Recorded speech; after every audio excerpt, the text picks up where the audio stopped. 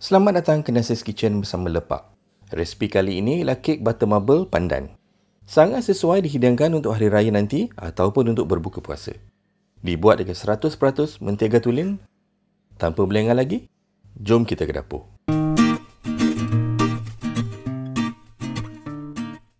Inilah dia bahan-bahan yang kita perlukan. Untuk kek butter, bahan utamanya mestilah mentega. Untuk kek, saya gunakan mentega lepak daripada Denmark. Dihasilkan dengan 100% susu segar, mentega lepak akan menghasilkan biskut dan kek yang lembut, gebu dan lezat. Kita juga perlukan 3 helai daun pandan, 200 gram tepung naik sendiri, 160 gram gula caster, 4 biji telur saiz C, 1 sudu kecil serbuk penaik, 1 sudu kecil pewarna hijau, 1 sudu kecil perisa vanila dan 60 ml susu penuh krim. Mula-mula kita potong daun pandan supaya senang dikisar. Tambahkan sedikit air dan kisar sehingga halus. Tapiskan dan kemudian ketepikan dahulu. Campurkan serbuk penaik ke dalam tepung. Dan kemudian ayakkan tepung. Tepung yang diayak akan menghasilkan kek yang lebih gebu kerana lebih banyak kandungan udara.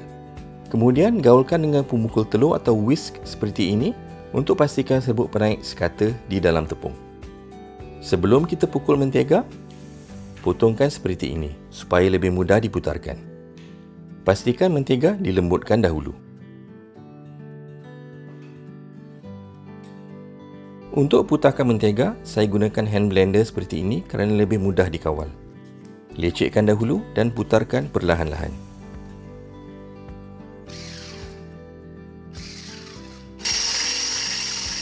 Sementara mentega diputarkan, kautkan mentega di bahagian tepi supaya dapat diputarkan dengan sekata.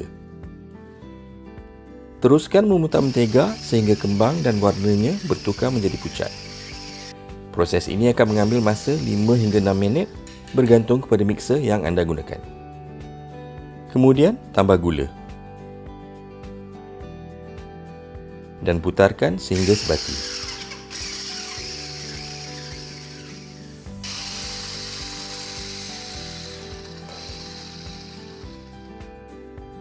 Kautkan bahagian tepi dan tambahkan 1 biji telur dahulu.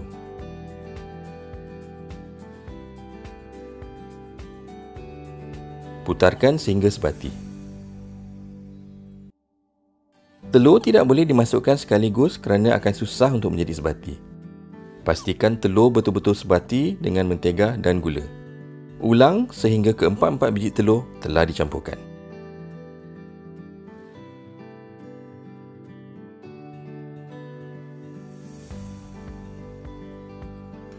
Sekarang kita tambahkan tepung.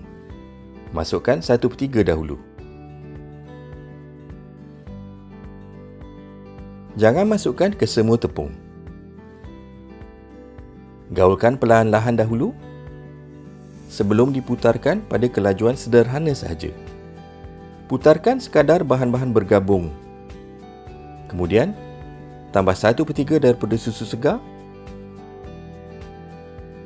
dan teruskan memutar.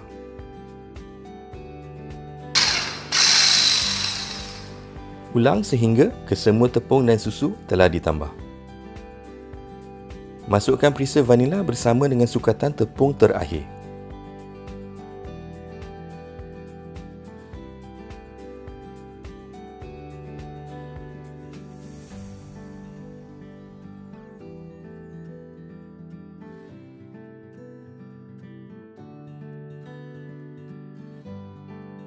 Asingkan separuh daripada adunan ke bekas yang lain.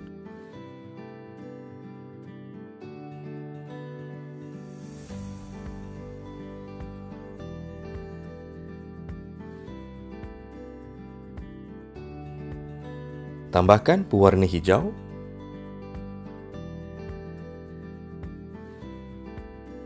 dan gaulkan sehingga sebati.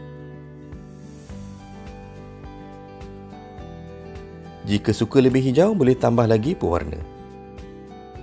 Kemudian, tambah 2 sudu besar air pandan yang kita sediakan tadi. Ini jauh lebih sedap daripada perisa pandan tiruan. Gaulkan sehingga sebati. Lapiskan loyang dengan kertas minyak supaya senang dikeluarkan.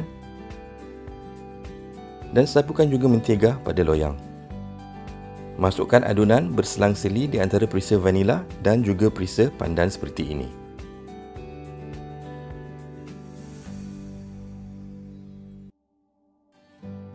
Goyang dan ketukkan loyang untuk mengeluarkan gelembung udara di dalam adunan kek. Kemudian bakar dalam kutuha pada suhu 170 darjah Celsius untuk 35 minit. Setelah 35 minit, keluarkan kek dari ketuha. Untuk pastikan kek sudah masak, cocok dengan pencongkil gigi seperti ini. Jika ianya kering bila dikeluarkan, kek sudah masak. Keluarkan kek dari loyang.